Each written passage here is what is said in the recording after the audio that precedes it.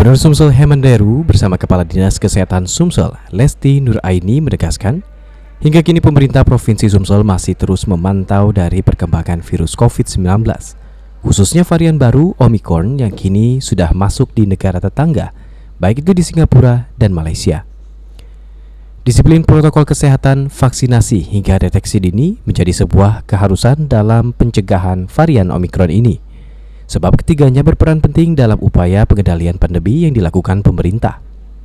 Masyarakat ditekankan untuk selalu konsisten menerapkan prokes, mengingat prokes menjadi dasar pencegahan masuknya virus.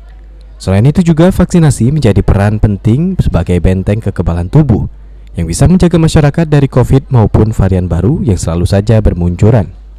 Gotong royongan lah yang bisa mengatasi kondisi darurat selama ini. Alhamdulillah saat ini kita sudah menuju normal yang disebut dengan endemi, turun dari pandemi, dan kalian bantu untuk tetap masyarakat berprokes, waspada terhadap penyebaran COVID baru, tingkatkan prokes.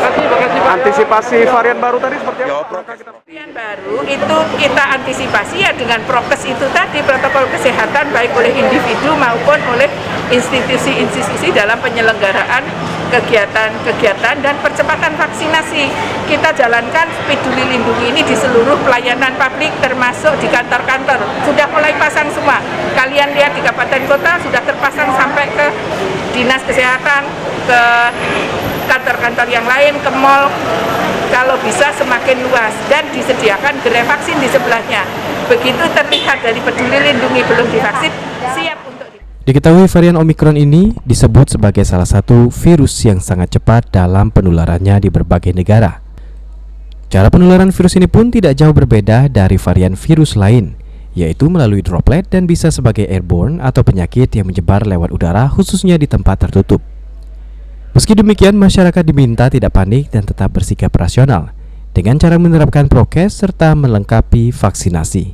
Kita tetap harus menjaga patuh disiplin terhadap protokol kesehatan. Hanya itu kuncinya. Ya, jadi kita tetap patuh di mana saja berada. Okta Alfarisi, PAL TV.